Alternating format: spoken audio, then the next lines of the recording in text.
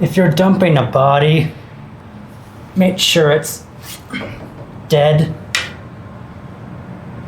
Hello all, this is David from Sunward Hobbies, and in today's video, I'm going to show you how to pick the right paint for you. Throwing me in the garbage. I'm not Oscar.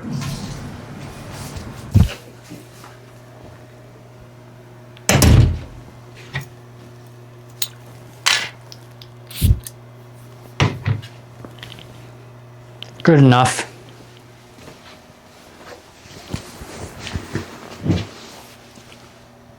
Working in a hobby store, I hear it all the time. I'm new to the hobby and I can't decide which paint to swear my allegiance to. I've been there. These days, with all the paint lines out there, it can be overwhelming. So, in this video, I'm going to try and explain which paint would work best for you considering your own situation. So I'm going to attempt to break these down into categories and then break those down into further subcategories. All right, let's get started. So spoiler alert, this is probably the category you're going to end up with whether you like it or not. So this is acrylic paint. And acrylic paint I like to split up into 3 different categories. There is pure acrylic paint, which is made with basically nothing but water. There is acrylic paints that are pure acrylic but act like they're solvent based. So they technically don't have anything harmful in them, yet they perform like a lacquer paint. And lastly, there is solvent-based acrylic paint. So this is paint that does have some stuff in it that's kind of harmful, but as long as you have proper ventilation, you'll be just fine. Is it pure acrylic paint that I want? Well, if you are a miniature painter of Warhammer or D&D, and all you're concerned with is just getting the paint on there, no need for masking or sanding, then yeah, a pure acrylic paint is just fine for you. If you want to brush paint it on, any of these will do. If you want to airbrush it on, you can thin these with their appropriate thinners or plain water. But there is also this option by Vallejo, Model Air. It's pre-thinned and can go straight into an airbrush. However, let's say you're working on something a little more intricate. Something that needs, say, masking tape. In that case, you are better off with solvent-based acrylics. So these are acrylic with solvents in them. So it makes them act more like lacquer paints, but they're more like an alcohol-based paint. These have a little more bite than pure acrylics, so you can put these on plastic and you can put masking tape over it and it won't peel the paint off. You can brush these on, however, in my opinion, they are at their best when they're airbrushed, especially something like Tamiya. So yeah, if you need something a little tougher than pure acrylic, then solvent-based acrylics are the way to go. And I am very much aware that Mr. Hobby Aqueous is currently banned in Canada. So at the moment, it's probably a little redundant to even mention this one. But as long as you don't live in the Great Dominion of Canada, you should still be able to use these. But I'm old school, damn it! And I don't want these kiddie paints. So in that case, you are better off with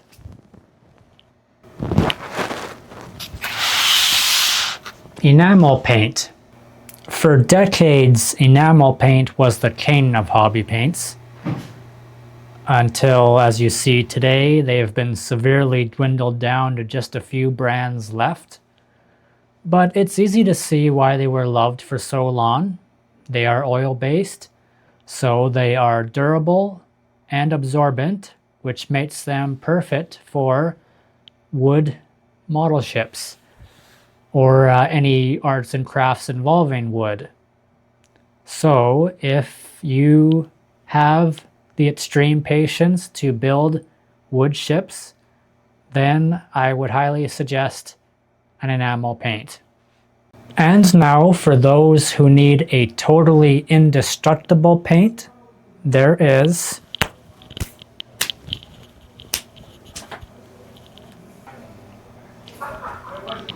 Lacquer Paint. Lacquer paints are pigments with clear lacquer binder in them, which makes them dry really fast and very durable. The downside with lacquers is that they don't brush on particularly well. As let's say you got a piece of plastic with some lacquer paint already on there.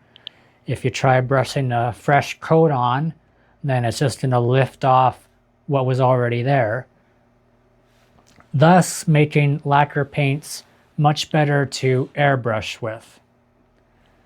So if you are into building model cars, something that needs a flawless glossy finish, that requires a lot of sanding and polishing, and lacquer paint is the only paint tough enough to withstand all that.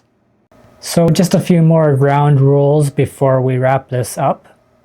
In terms of mixing paint, as long as you stay within your own species, you're just fine. Pure acrylic can mix with other pure acrylics.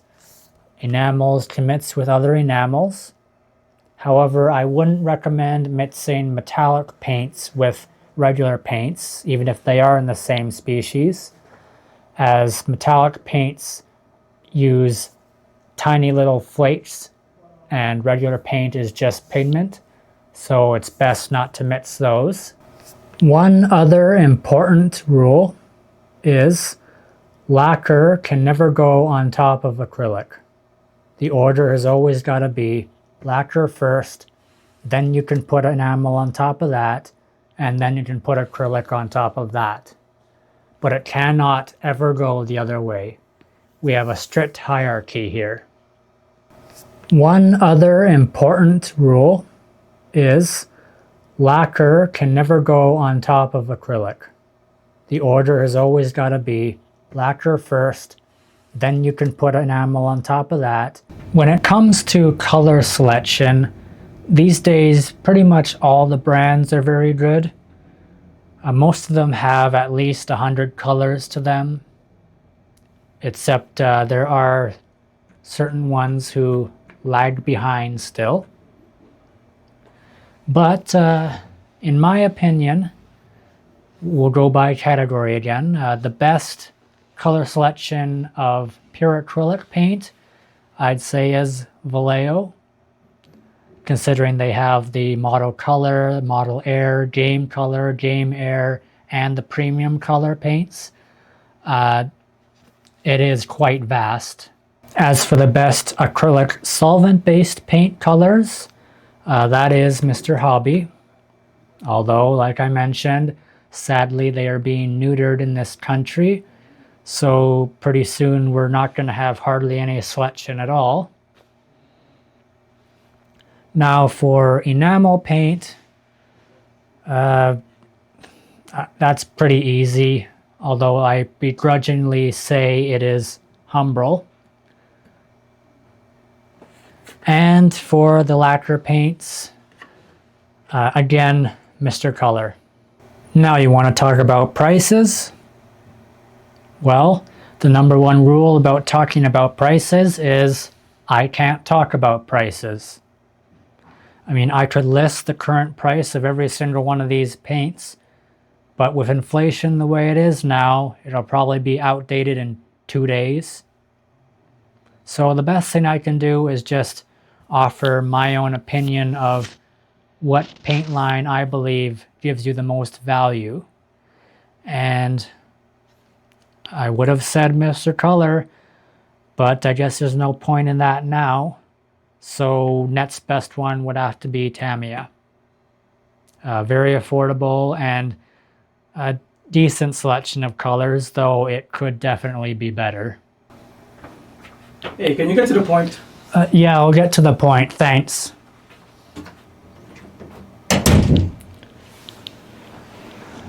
Alright, so after all my rambling, if you still haven't decided which paint to go with, then at this point all I can do is tell you what my favorite paint line is. Okay, so it's not Mission Models.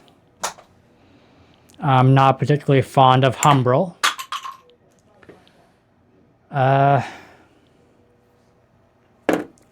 Not a fan of Citadel. Turbo Dork is too specific. Revell, Ammo is pretty good, but not my favorite. Rio Color, good accurate colors, but again, not my thing. I like Tamiya, but they're not my favorite. I really love Mr. Color, but no point in making them my favorite now. Testers, not a fan.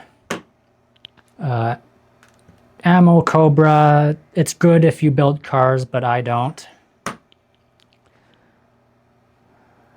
Iwata, Createx, not my thing. Tooth and Coats, not my thing either. Army Painter, good paint, but not my favorite. AK, good, but again, not my favorite. Vallejo used to be my favorite, but with their recent price increase, them becoming now just as expensive as all the other guys, I have bumped them down to my runner-up. And I'm going to cheat here and say that two paints are my favorite. That being AK Extreme Metal for metal finishes and Ammo Atom Paint. So this one I reviewed about a few months ago. I was hesitant about it. I was expecting it to just be like any other acrylic paint, but it really impressed me and it has grown on me since then. If you combine their Atom and their Ionic paints, that's a ton of colors to choose from. They all behave like lacquer paint, so it doesn't dry super fast, which is annoying for the airbrush. And so they have become my new favorite. In conclusion, if you are a newcomer trying to decide which paint brand to get behind, hopefully this video helped you out. If not, well, at least maybe I cured somebody's insomnia out there. So feel free to check out Sunward Hobbies in store or online, look through all of our paints, and decide which one will be your main.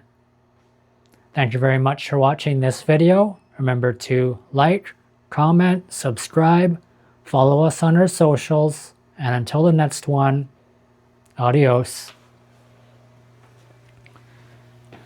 Where did that sharp pain in my back come from?